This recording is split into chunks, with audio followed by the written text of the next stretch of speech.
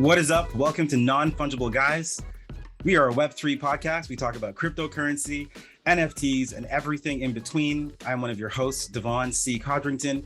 You can find me on Twitter at Devon Codrington. I'm joined by my co-host. Oh, this is where sorry. NFG Ryan, what's going on, everyone? Ryan, what is going on? What's your Twitter handle? At NFG_Ryan.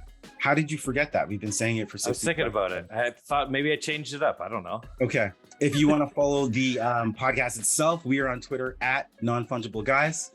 And we have a guest today for episode 63. We have Ben Mezrich.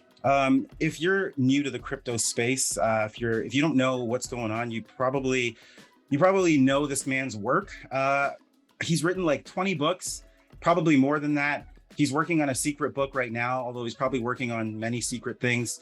His latest book, The Midnight Ride, the Anti-Social Network, Bitcoin Billionaire, Once Upon a Time in Russia, Bringing Down the House, The Accidental Billionaires are ones that we really know about and love.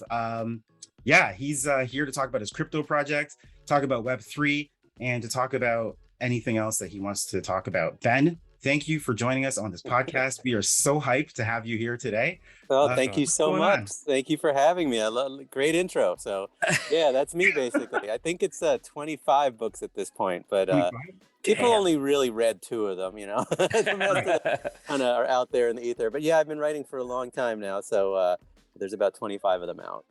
I also love how we start the podcast with no facts. Like getting 20 books, already 25.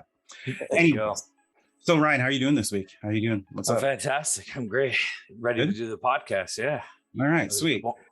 Ben, how about you? Where in the world are you located, if you could tell us that? Yeah, sure. I'm in Boston right now. I basically split my time between Boston and Vermont. But for the COVID era, we were up in Vermont hiding out in the mountains. But previous to that, we were living in Boston for many years. So, yep. Awesome. Yeah. Okay. Question number 1, Ben, here we go. Have you walked through any interesting doors lately? A lot less interesting doors in the last couple of weeks, but in general, I'm always looking for interesting doors or walking past doors that I'm wondering what's going on behind them. So yeah, I think I tend to, in my life, open a lot of doors that maybe shouldn't be open, but I've walked into a few interesting ones over the years. Yeah, definitely. For those that are listening and wondering what the heck these guys are talking about, if you've heard Ben talk about anything or if you know his work, he basically gets into these spots that no one expects they can get into and then tells the story. And that's kind of where his amazing works come from. So that's kind of also why I asked, where was he? I kind of thought he would say, I can't tell you, but No, that would be fun. I'm basically, in and out of going to New York. We're shooting a movie right now, so I'm going to the set of that in a couple days. And but yeah, basically based in Boston. Yeah. Okay. Awesome. Yeah, definitely. Okay, so when did you? I guess let's get into the Web3 crypto stuff. So when did you first hear about Bitcoin, and then I guess from there, how did you get into like crypto and NFT? For me, it all starts with the Winklevi twins. Basically, I wrote Accidental Billionaires, which became the movie The Social Network. And in the process of writing that book, I befriended the Winklevi. I got to know them very well and spent a lot of time with them. But I thought they were just the bad guys in that story and never thought I'd be writing about them again or hanging out with them again. And basically what happened was after The Social Network came out, years later, I saw them in the newspaper and it said the Winklevi twins are the first Bitcoin billionaires. And that was in the New York Times. And so I saw that article. Yeah, it was a Nathaniel Popper article. I basically called them up and I was like, what's going on? I never thought you guys would be back in the news. And they invited me out to New York and they were not mad about The Social Network, amazingly. So they let me spend some time with them. And I spent about a year hanging out with them as they were building Gemini, as they were getting into this Bitcoin thing. And they told me the whole story of their journey, which became my book, Bitcoin Billionaires. And it was in that process that they introduced me to NFTs and the idea of Web3 and what was possible. But so it started with The Social Network and it went from there to Bitcoin and crypto and from there to NFTs. Gee, Okay, yeah, they picked up your phone call. That's pretty good. I'm glad we had that happen so that Yeah, we could we had a share. very close relationship. It was interesting. So the social network, started with a late night email, 2 a.m. email from a Harvard senior who said, "My best friend founded Facebook and no one's ever heard of him." Right. And that was Eduardo, if you've Yeah. seen the movie. Yep. And Eduardo, started the conversation with me saying, "Mark Zuckerberg fucked me," and told me this whole crazy story about how Mark had fucked him over. And it was my first thing that I did was I went on Facebook and I reached out to the Winklevi twins, because at the time they were not famous. They were Right. not well known. This whole story was not known. And so I met them over Facebook, and so I befriended them, and they were big sources for me for the social network. They were handing me documents and legal things and all this stuff no one was supposed to see. So we did become close. So when the Bitcoin stuff happened, they were willing to sort of sit down with me and spend time. That's pretty cool. You use Facebook to get in touch with them about Facebook. Yeah. That's kind of I love it. Yeah. You would have thought Zuckerberg could have stopped me, but right.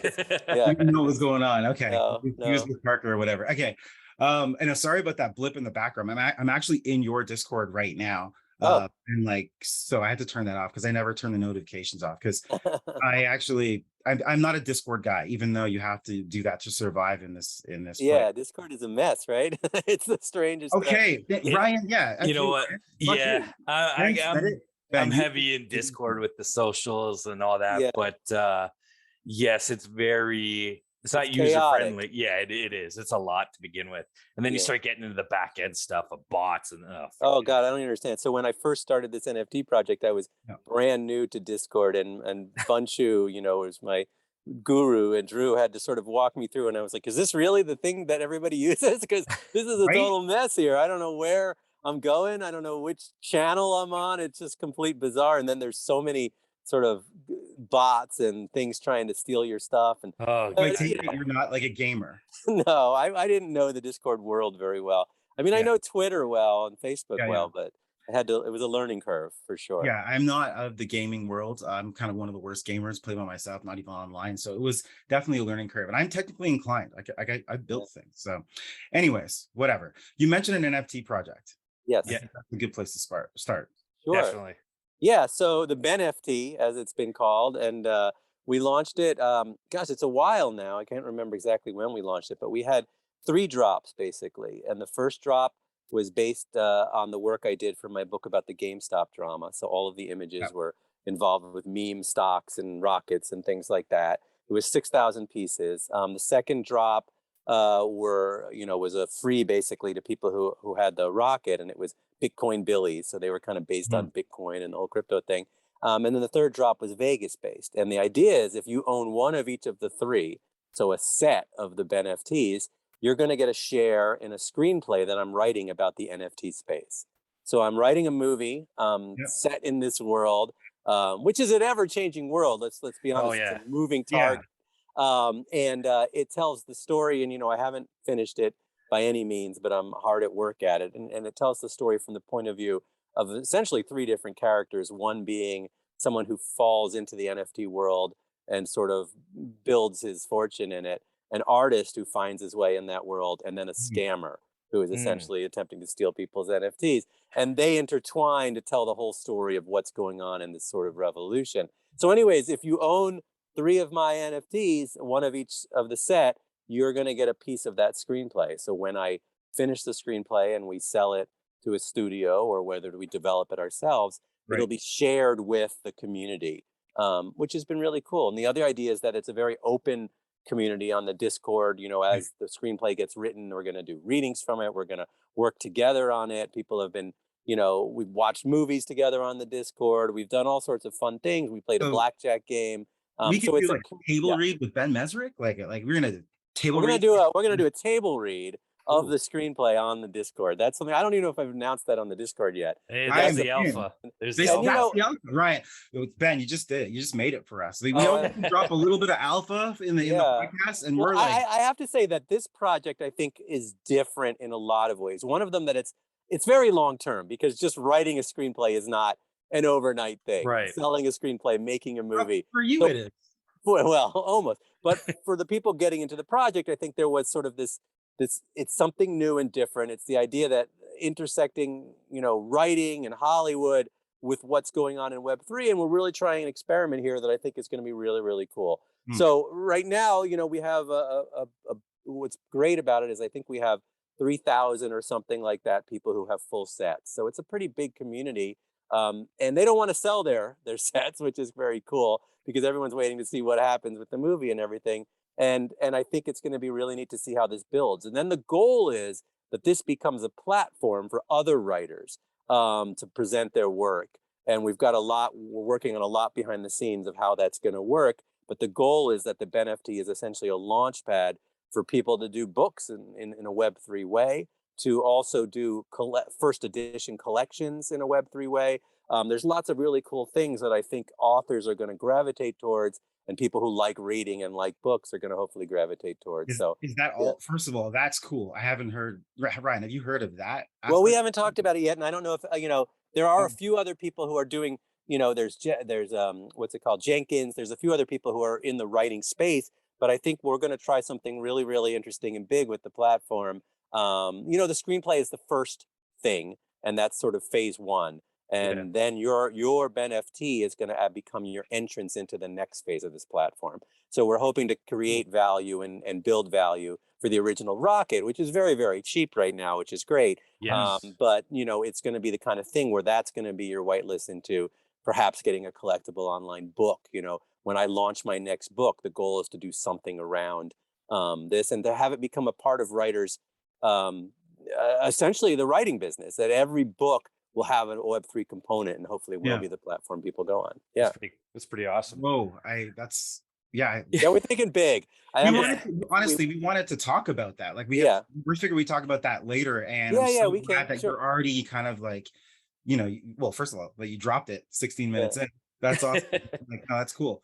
For Ryan, you asked a question. Okay, so let's go back, I guess, to your first NFT drop, and it was the meme stock. So you said it was a collection of 6,000. Yes. I guess describe it a little bit. Like, what's the artwork? Yeah. Like? So the artwork is really, really cool. We've got this amazing artist. I think on Discord he's Man Over Mars. I think that's how he calls himself. He's just a genius, and it's cartoony. There were rockets that involved all of the GameStop Reddit imagery. So there were bananas, and there was like chicken tenders, and there were babies and everything. So I wrote the book The Antisocial Network, which we're actually shooting the movie right now. The movie is called Dumb Money, and it'll be out next year.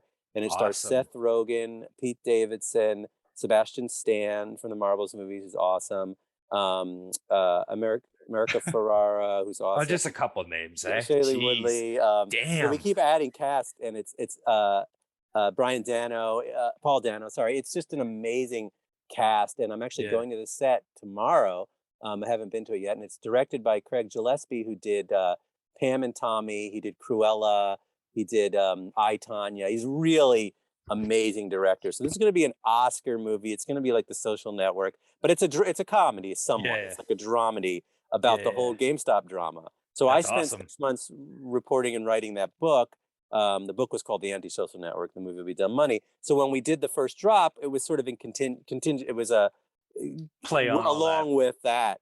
So the imagery had to do with that. And the goal was that all of the drops would have some imagery based on one of the projects that I had written. And so that was the first one. It was 6,000 pieces at 0.06, and it sold out sort of that first day, which was amazing to watch. And it was great. And what was cool was that we were onboarding a lot of people who had never had an NFT before. Our mods were talking to people, getting their first wallet, figuring out how to deal with Discord, because there was a lot of people who were just interested in my books, and then there was other people who were like, this is something new and interesting. And so I really like it being sort of an onboard way of people. They know we're getting into a scam because they know who I am, and I'm like self-doxed. It's not like I'm going to disappear tomorrow. So, it was really, really cool. And then the second drop happened. Well, wait, can we pause for a second? Sure.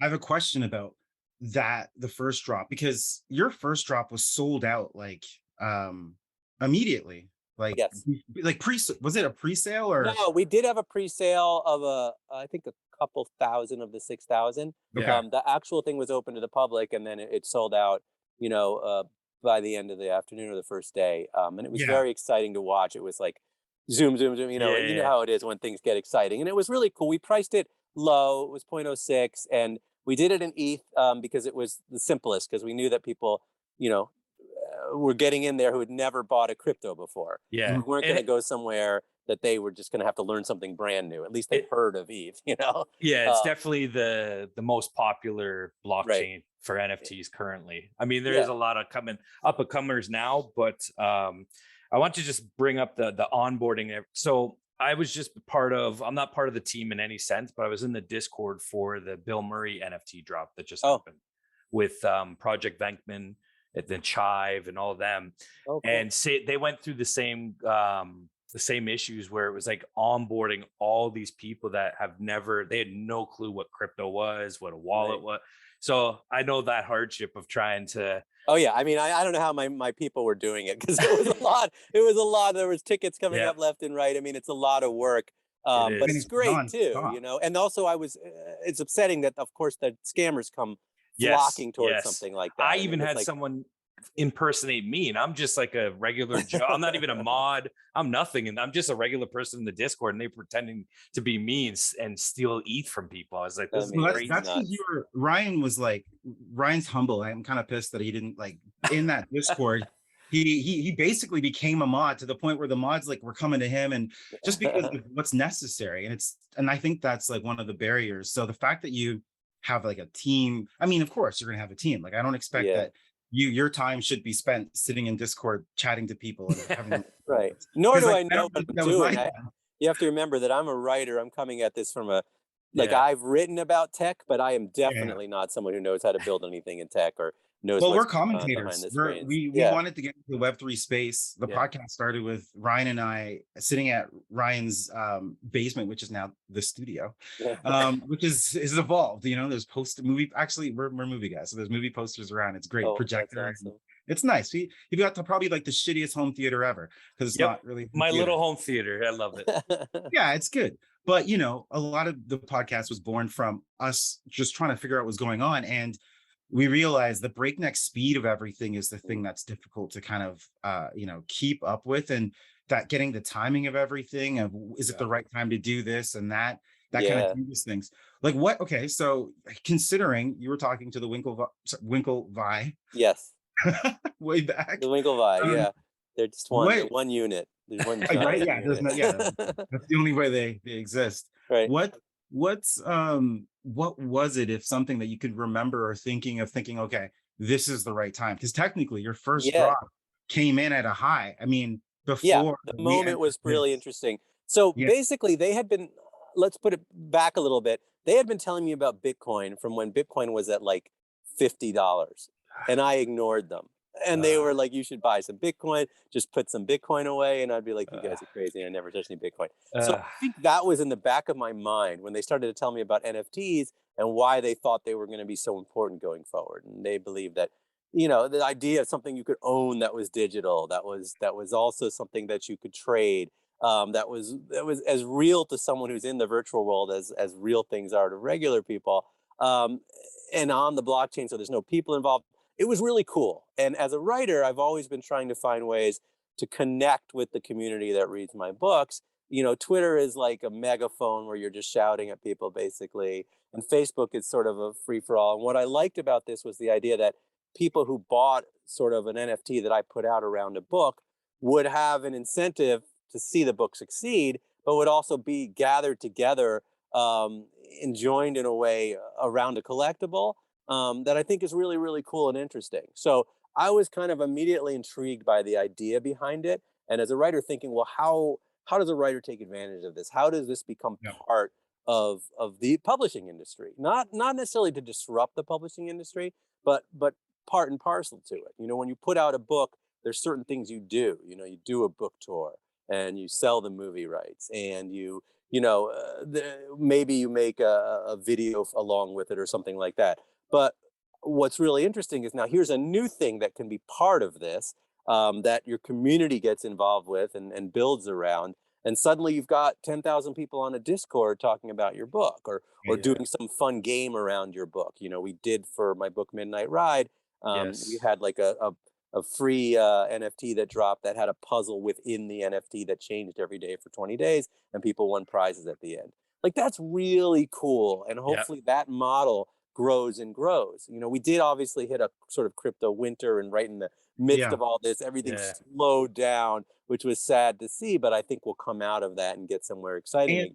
And during that crypto winter, though, that like the things that like one thing that, and those that are not in the space that aren't seeing, is the engagement that can come from being in the discords, talking on a regular basis. Right. And Ryan, didn't our producer, I was about to name him, do some of the midnight flyers stuff, midnight rides? I think he said he had missed it, but I can't remember exactly. He was telling us about it though. He was, because you dropped it on really cool. Polygon, right? Yes, it was on Polygon, and I don't pretend to know what that means. But it's, you know what, that's completely fine. My dad listens. Ryan's dad now listens.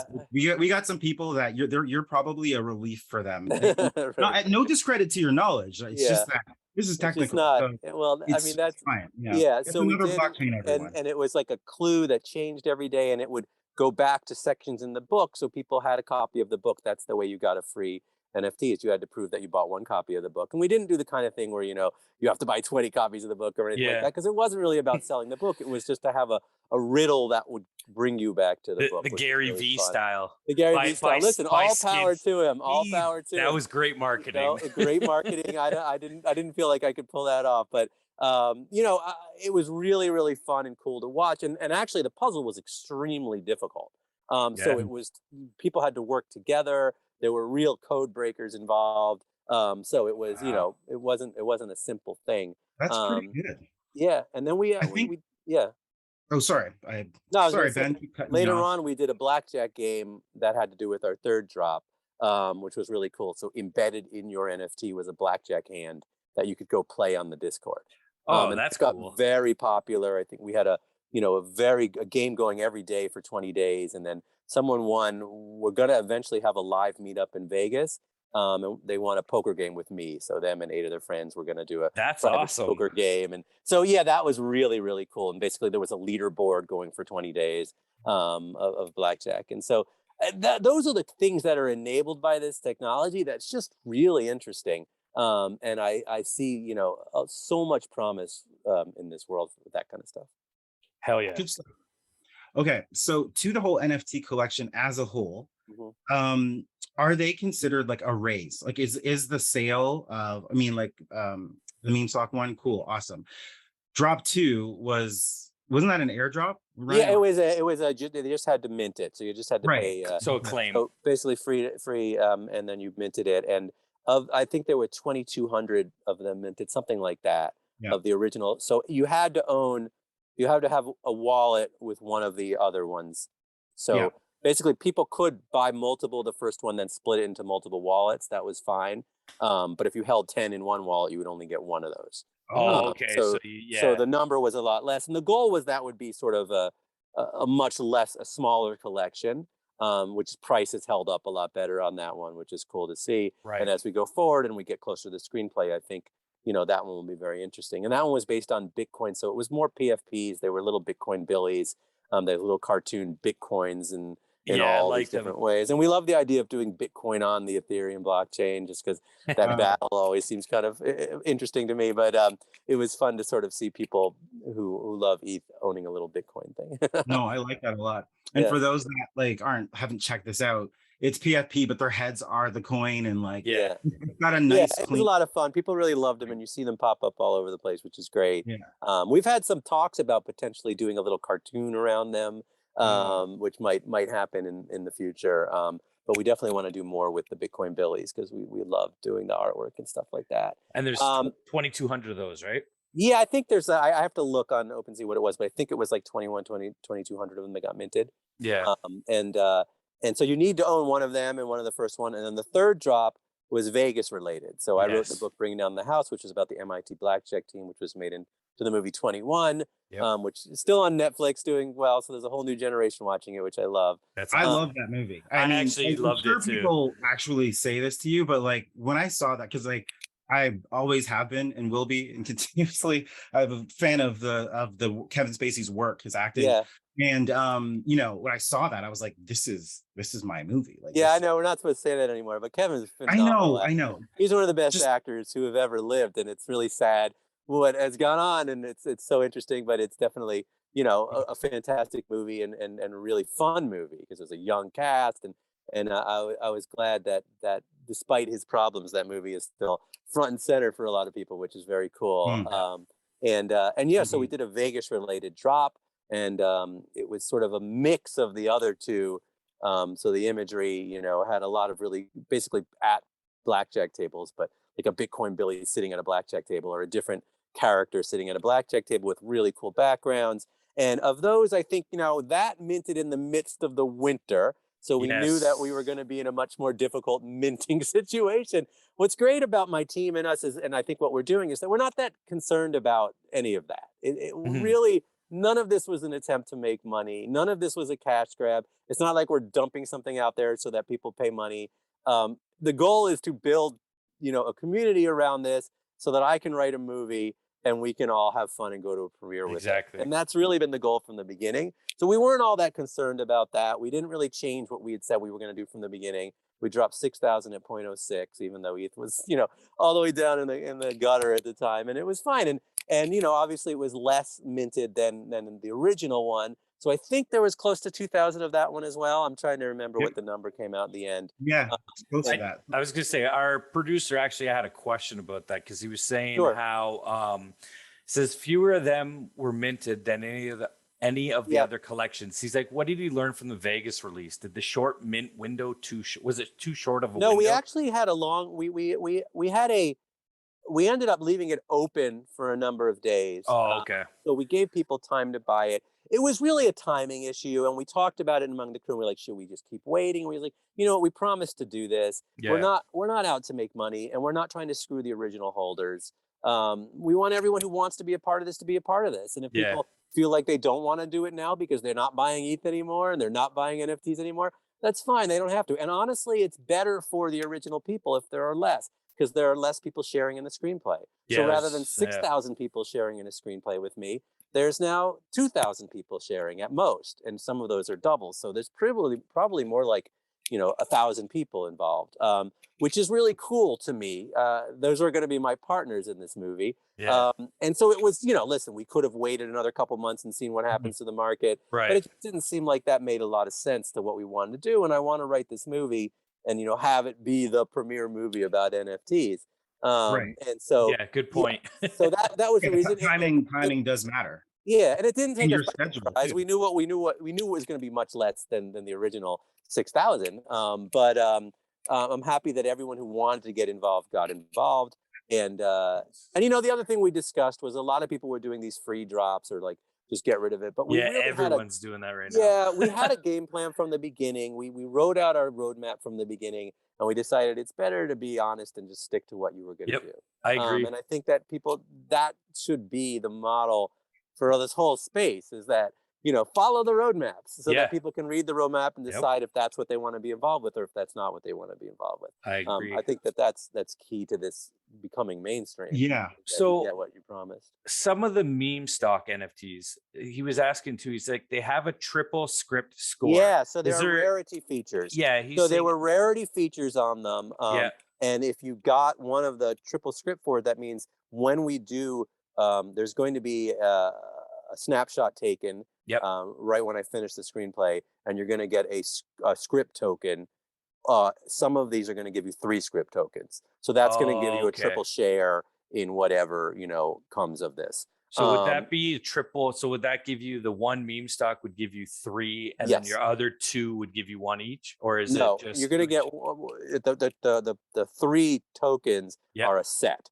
So if Okay. you have a triple script score in your first one, you'll get 3 for that Okay. set. Okay. Now there are people with multiple sets, so they might end up accruing Yeah. So more is there shares, which is fine. I think there's someone out there who has like 50 sets, so they're going to be Jesus. have a There's nice little- always the whale Yeah. for every project that just comes in and just like taking them all up. Good for them. love that. I really love it. totally understand that there's a lot of speculation in this world. That's part of what drives it. You know, I'm a gambler at heart, So I think it's really, really cool. Of course, you're gambling over a work of art, so God only knows what's going to happen. But Yeah. you know, it's very fun and cool that there are people who are into it that much. But yeah, you'll get so some of them are rare, and those ended up in the secondary market being as much as an ETH or a couple ETH. Some of them went for.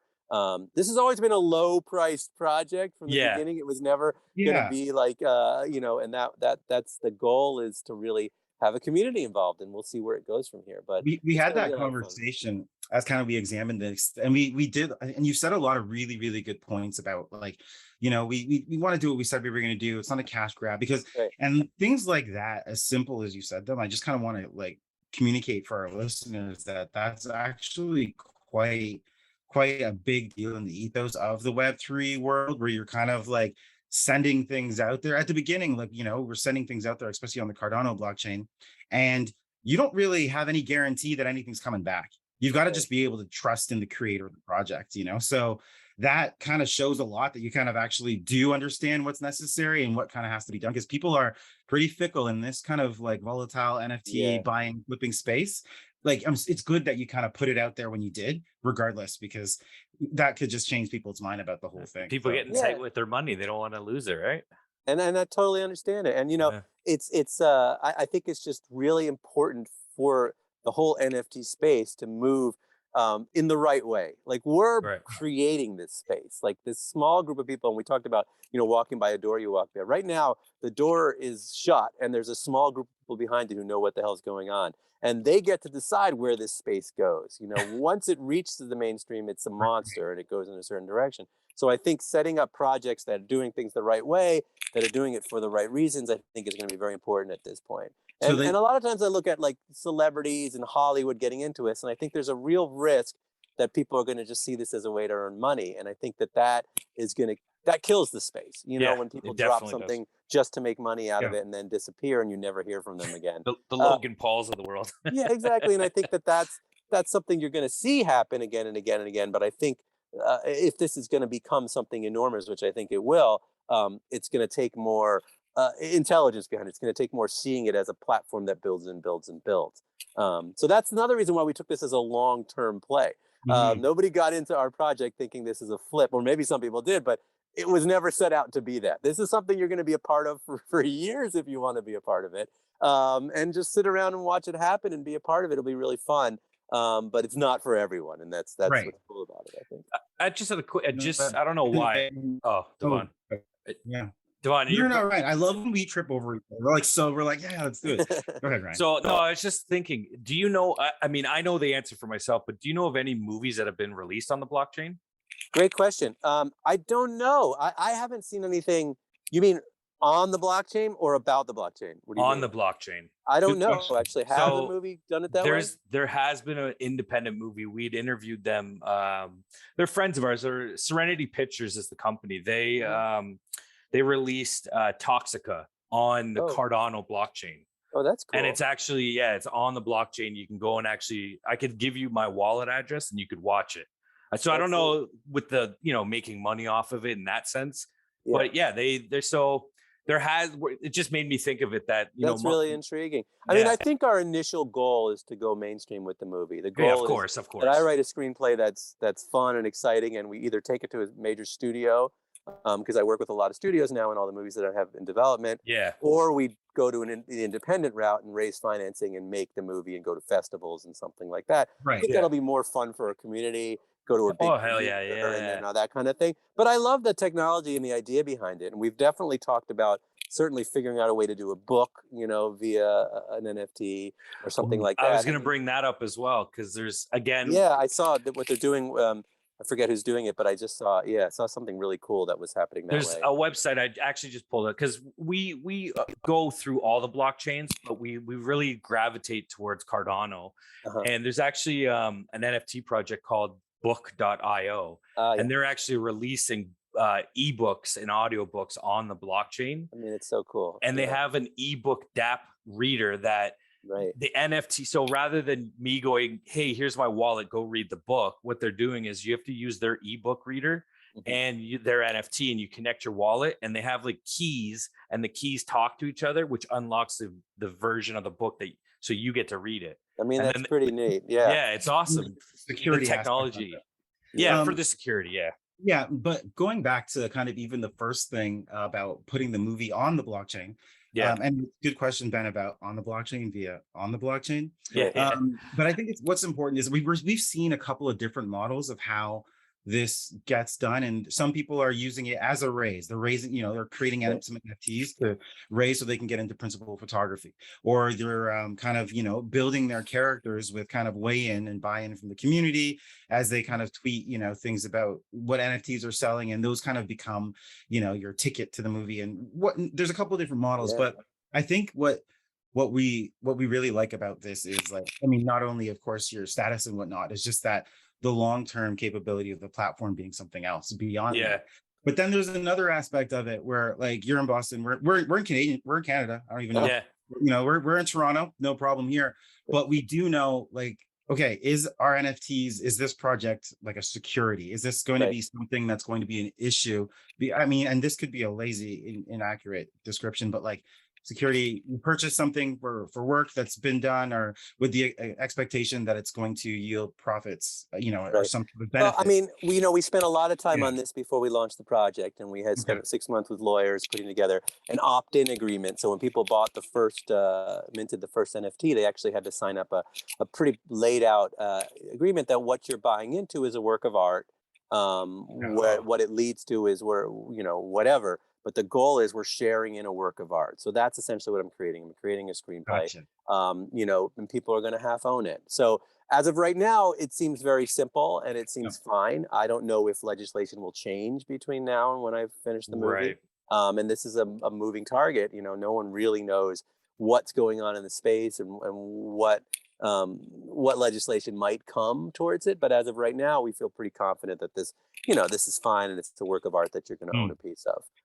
So it's no different than a painting or any other work of art. It's like fractionalized art, right? It's fractionalized art, and that's the way we see it. It's like you buy a piece of art online, and that's essentially what you're buying into. So that's the way we and that's how we couched it in all of the opt-in agreements. Yeah, awesome. That makes sense. So that leads me to wondering, so I'm not in the project yet. I think that if we had more time before this interview, because of course I wanted to be like, I'm in, Ben. We're just in Discord. We're gonna get there soon. I did pick up your latest one. So not Midnight, but the other book. Now I can't even remember what it's called, right? Like ridiculous. Anti-Social Network. Yeah, the GameStop drama. The GameStop drama. But okay, so my question is, like, if I want to go grab up these all three on OpenSea, am I in, or is there a royalty cutoff that you have to No, that's it. You can buy all three right now, and they're pretty cheap. I think the meme rocket one is very cheap, and then the other two are a little bit more. And if you want, I've already got my meme rocket picked out. And then you're good. I want to see the number, but there's no opt-in for anything, right? No, you just need one of each of the three. So if you get one of each of the three, then you're there. Lock them in. Well, hang on to that wallet.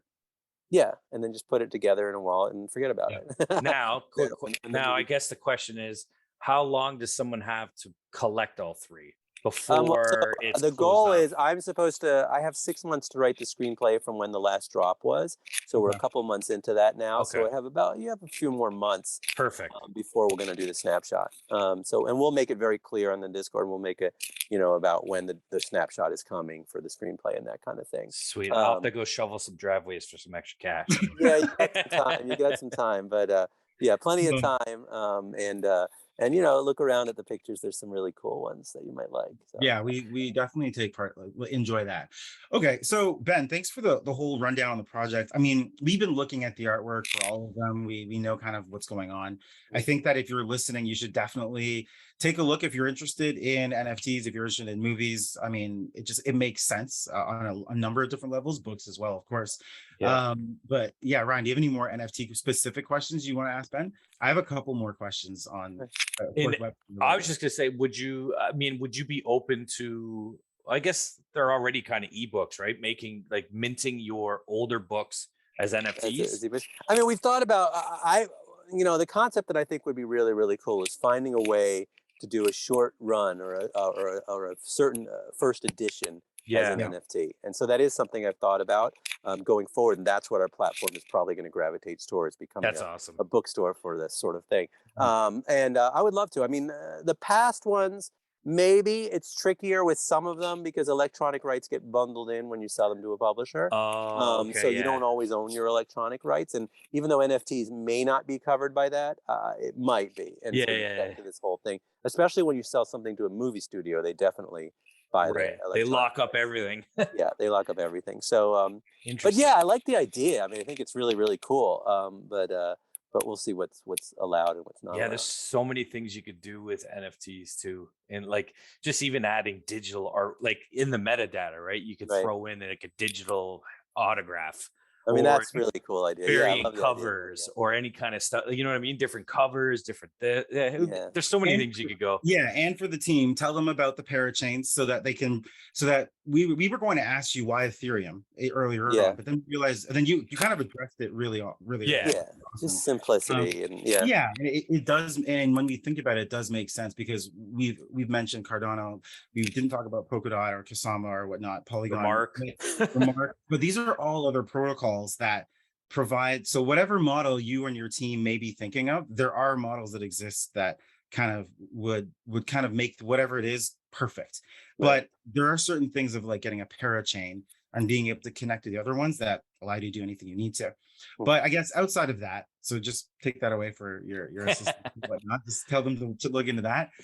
Is there anything you personally hold or collect? Like, does Ben have a personal wallet, or is it all taken care of? I have a wallet, but right now it's mostly got some Ben NFTs in it. I mean, I've got some ETH around that I've looked at some stuff, but I haven't actually made a purchase yet.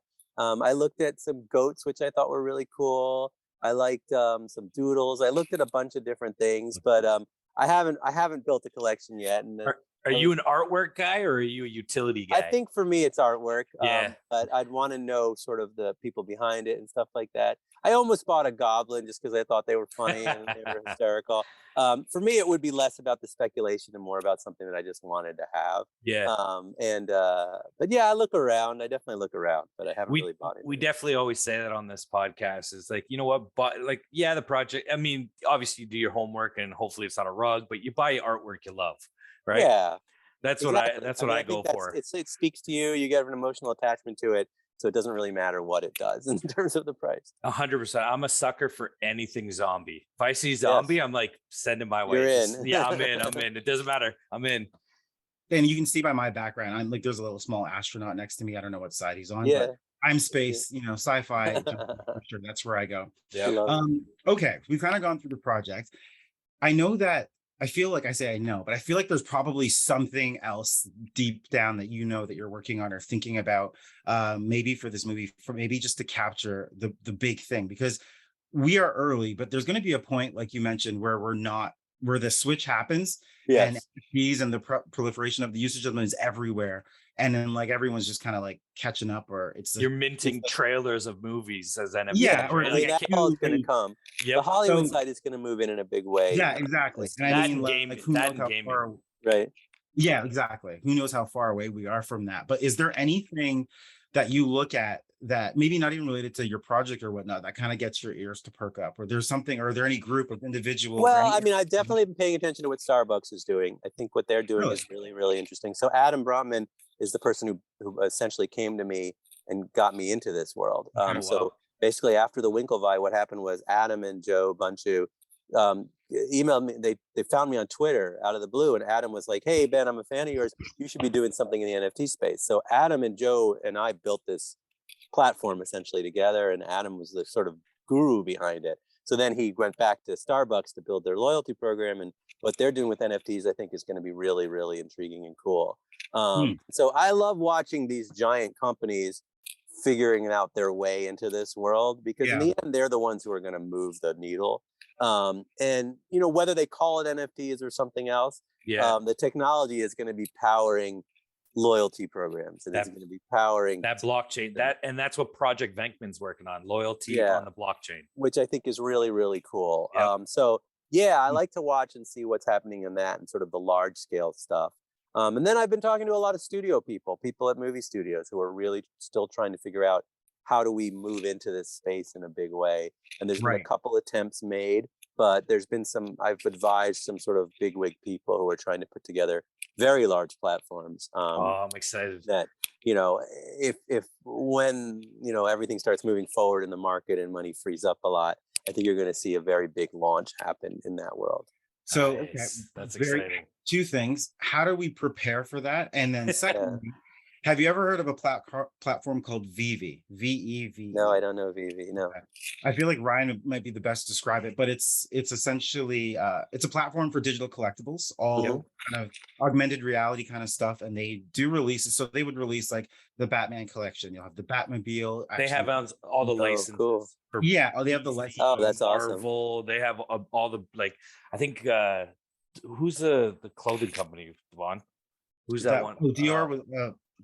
I don't know if it was Dior, but either way, but it was like many of the movie franchises are on there. Universal. That's who it is. Yeah, Universal. So what you get is that you own the collectible. You can put it in your actual virtual reality space, but then also there's augmented reality where you can have your phone and of course, show you the floor in your room, and then your figurine, your statue, or whatever you've collected will be there in your living room. But then, of course, outside of that, they also mint on a regular basis all the comics from Marvel, and then with variant covers, and they have their own currency, their own blockchain, and it's been kind of immense in its own pocket, in its own kind of contained space, and many questions around that. But I feel like that platform, VeVe, is definitely a precursor or a canary or a signal to how they're going to maybe interact with the franchises and get them out there for people that are collectors.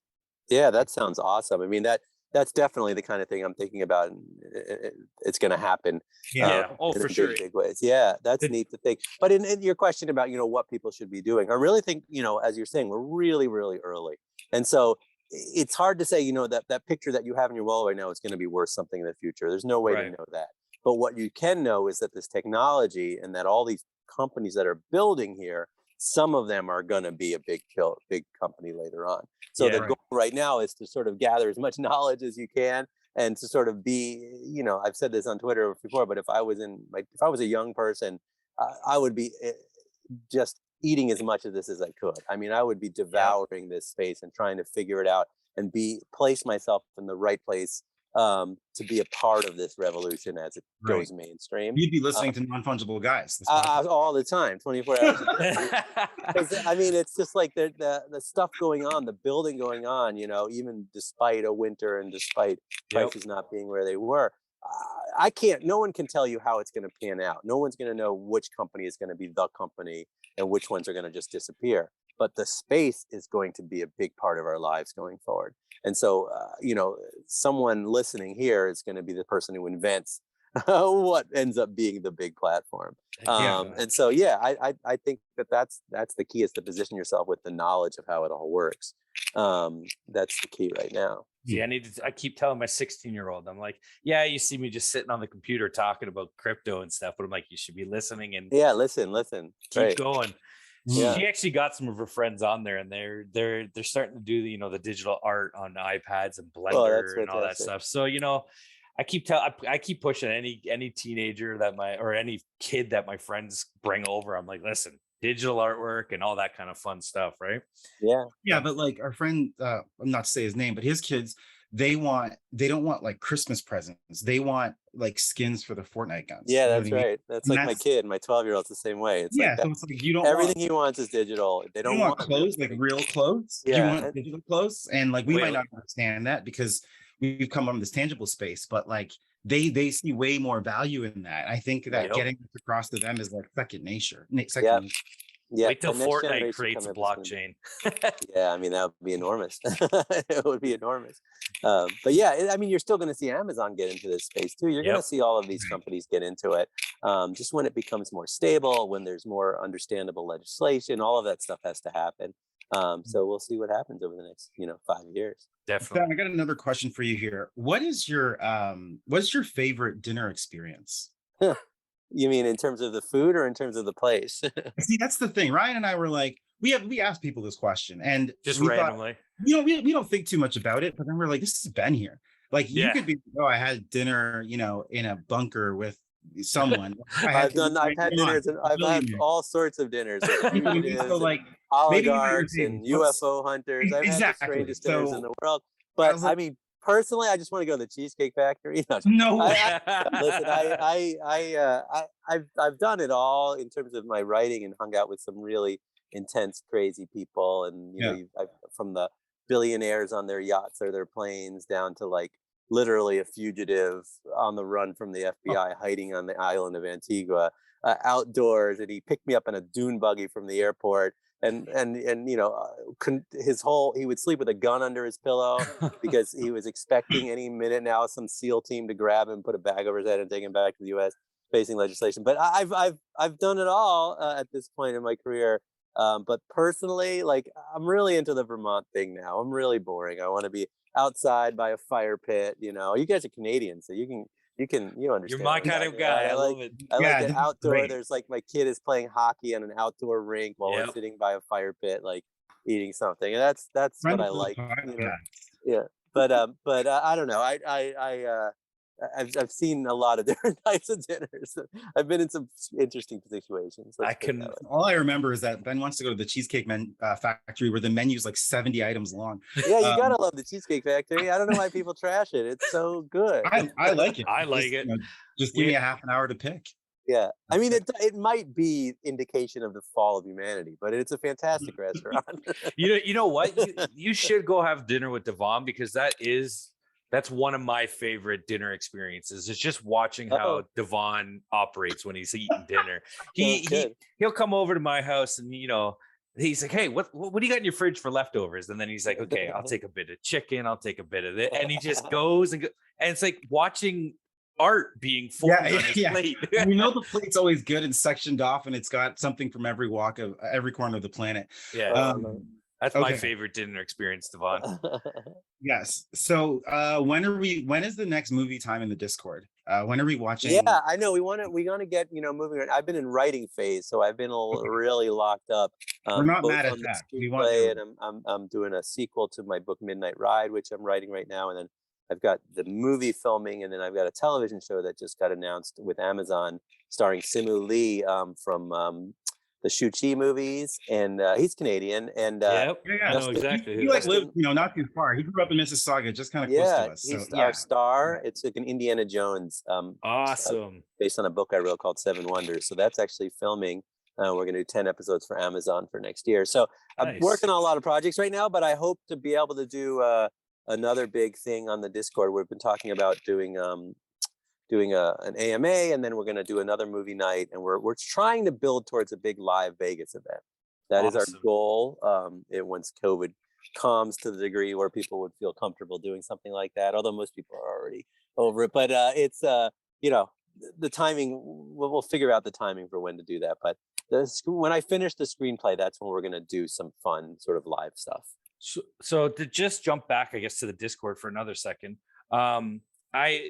I started doing the research that I stumbled upon. I don't know how I didn't notice it before, but the story, or Ben's story time. Yeah. God, you sucked me in. I was at work and I had like 45 minutes. I'm glad you mentioned that. So I've been writing like little stories about my writing life, really crazy stories on there. And it's real. It's actually, I'm going to end up turning that probably into my next big book. So that's going to be amazing. Sort of the stories behind the stories, hanging out with all of these intense, crazy individuals, and hopefully, you know, we'll do an NFT component around it as well. That's awesome. But we literally have story time should be an NFT in our notes. Oh, that's awesome. That's exactly our plan, is to do a show, a story time, and a book, and NFT, and all that stuff put together. That was really fun to do. I was just throwing it up there on the Discord, sort of at random. And people were following it, and it was I've never really written a lot of those stories down before. So. Well, I was going to say it stopped in February, and I was like, wait, I want more. I'm like, I know, I want to do more. It's awesome. I want to sort of put it together now in an organized fashion.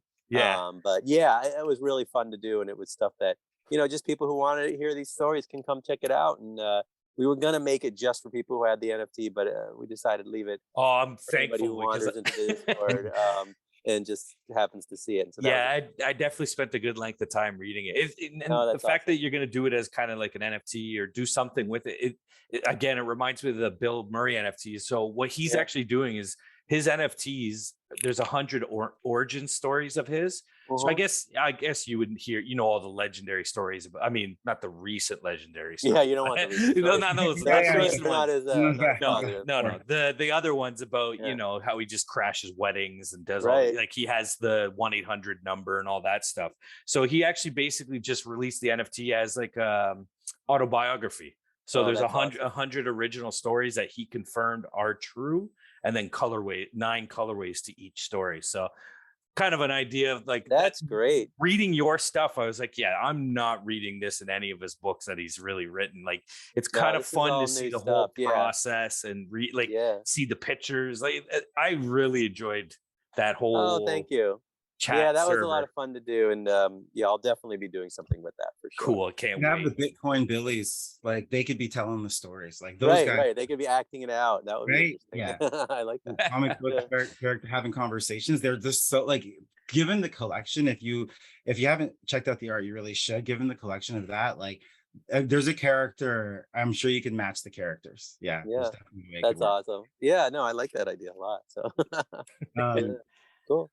I guess as we're kind of rounding out to about an hour here, I guess a couple of throwaway questions, I like to call them, but they're kind of maybe not directly related. One thing that, as Ryan and I talked about the stories and we were like kind of digging into some of the things that you've done and been involved in, the question always came back to like, why did they trust you? What is it that you did? Like, is there like, were you just the characters I write about? Yeah, like how was it that they opened up to you with that level of trust? Yeah, I mean, I don't come in like a journalist with a notepad and a camera or anything like that. I'm really just hanging out with you at 2 a.m. in a bar. So for me, it's sort of this way of befriending these people, of becoming a part of their world, of living with them in this time period that I need as I research the book. And often they do trust me. Sometimes they trust me when they probably shouldn't, but they do sort of, usually. And I'm not out to get anybody, I'm not to overturn a rock. I think Janet Maslin of the New York Times, who's a big critic, used to call me the billionaire's best friend, because I go in and I tell the story the way you want to tell the story. And not everyone loves the book. Mark Zuckerberg did not love the social network, but Eduardo's point of view is what's in there, really, or at least my point of view. So people it's changed as I got more successful, because now, for instance, like when I'm writing the GameStop story, the hedge fund people did not want to talk to me because they knew, that they were kind of the bad guys in the story. So it becomes difficult sometimes to interview people the more successful I get. But in general, people want to see themselves in a movie. They want to tell you fun, exciting stories to try and get on screen. So I get. I'm glad you brought this up, Devon. So in reading your stories there, I noticed that you said the one part it really resonated with me was the whole fight or flight. And you're definitely a flight kind of guy. Yeah, I'm a runaway. I run fast. 100%. I'm in that situation too, but you start reading all those damn stories and you're like, how is this guy a flight? Like, I kind of understand I get myself how into you operate. Really dangerous situations, but I'm terrified of everything. And I'm always thinking about running away. So yeah, it's I have a dual personality in that in regular life, I'm scared of everything. And I just want, but when I'm writing my books, I kind of inhabit the characters. And so I can hang out with these dangerous Russian oligarchs who I know have murdered lots of people. But at the same time, I'm always figuring out what's the quickest exit if I need to run away. And I always have kind of a way out of the room kind of thing. But yeah, it's weird. It's weird. I do have sort of this. You're able to shut it off when you're like, okay, there is a greater good to this in the sense. I mean, I'm like, homebound and terrified in real life, but then I'm running around with insane. Yeah, I totally get how you operate in that sense. Like method writing, I guess. Yeah. That's funny. Yeah. I guess so I keep going back to the stories because I love them so much. Sure. The whole Chuck, and do you yourself believe in UFOs? Do I believe in UFOs? Yes. Thank you, Ryan. I was like, is he going to ask this? Yeah, if you Google me and look on YouTube, there's a video talking about UFOs that has like 2 million views now, where I basically talk about why I'm not why I do believe to some extent right now. Yeah. And I'll tell you, I'm not like a crazy UFO guy. I come from a scientific background, and my whole world is filled with scientists. But I do think that there have been multiple cover-ups of items that have been discovered, that high up in the Air Force and at NASA, there are people who do believe and who have documents that show pretty good evidence that there are at least things that we've found that we don't understand. Yes. I think it's pretty certain that there is some level of technology that has crashed that we can't figure out. So what does that mean? Does that mean that there's some Elon Musk character making something we can't figure out? Or does that mean that something crashed here? So I've seen enough in researching the book 37th Parallel to make me believe that there are questions that are unanswered. And that if you look deep into the history of things like Roswell and things like what happened in England in the forest, and there's lots and lots of stories. There's one or two of these stories that are going to make you go, well, that's not been resolved. And things have come out in the last 6 months. I was gonna say even the last year. Released all this stuff that nobody gave a crap about because of COVID. Those but there videos. was like a really big moment where the Pentagon was basically like, yeah, we don't know what the hell's going on here. And then that was just washed over. Nobody even talked about it. I was like, cared. How there was that video of in the ocean. It's like, what is that? And so no one there are things that we don't yet understand. So I would say I'm willing to believe for sure. Well, I think that when I was growing up, my dad told me about like the SR-71, and he's like, they denied this thing, and I feel like like that is like, there's no way we got that technology like that from that plane's still the best right now. So I mean, there's some weirdness. There's definitely some weirdness. And if you want to go down a rabbit hole, research Robert Bigelow. Yes, that's the name to research. I wasn't going to bring it up. I was going to start say, with my book, 37th Parallel, and go deep dive into Robert Bigelow, and you'll see some really weird crap out there. I got very deep into his organization. I have to tell you, I had a source that I talked about it on the Discord, but I had a source who was like second in command of that company, and the guy was giving me stuff and telling me stuff, and then one day he just disappeared, gone. I can't find the guy, and never heard from him again. His office was shut down. He's gone, and I don't know what happened to him. But things like that, that make you go, that's a little weird. So there's some weirdness in that world. Yeah, I mean, that's for anyone that's not in the Discord, get in there and go look for that little sequence. Yeah. Ben story time. Yeah. Chuck is an interesting guy. Chuck Sikowski. You can find him on Twitter. He's a UFO hunter out in Colorado who has made some interesting discoveries for sure. Cool. Devon, from Web3 UFOs. It makes sense. We're all over the place. We talk Cheesecake Factory, UFOs. We've got it all on this one. Why not? I appreciate it, guys. I don't know if you, this was a lot of fun. So hopefully, I'll be able to come back on as the movie gets finished. It would be awesome. The door is always open here. You're welcome to come on anytime you want. We didn't want to like just obliterate you with movie stuff. We definitely film guys, and it means a whole lot that you're on our podcast. Oh, that's awesome. We're in the Discord, but we're working on becoming holders. We've got our strategies in place. No worries. Whatever you want to do. Listen, I think people should be very careful with their money in this environment, and I think it's very smart to sort of get the things that speak to you. Don't only get things that you really want to be a part of, for sure. Yeah, definitely. Well, you heard it here first. That's Ben Mezrich, everybody. I think you know where we stand on supporting. But Ryan, you got anything else for Ben? I think I'm good. I don't know. Do you, Devon? Ben, you're good. You got anything for us? This was awesome, guys. As I said, I'd love to come back when we get closer to the screenplay being done, and love talking to you guys, and can't wait to see what happens next. And I'll keep listening to you guys. You guys are awesome. So thank you. Awesome. Thank you very much. Appreciate it.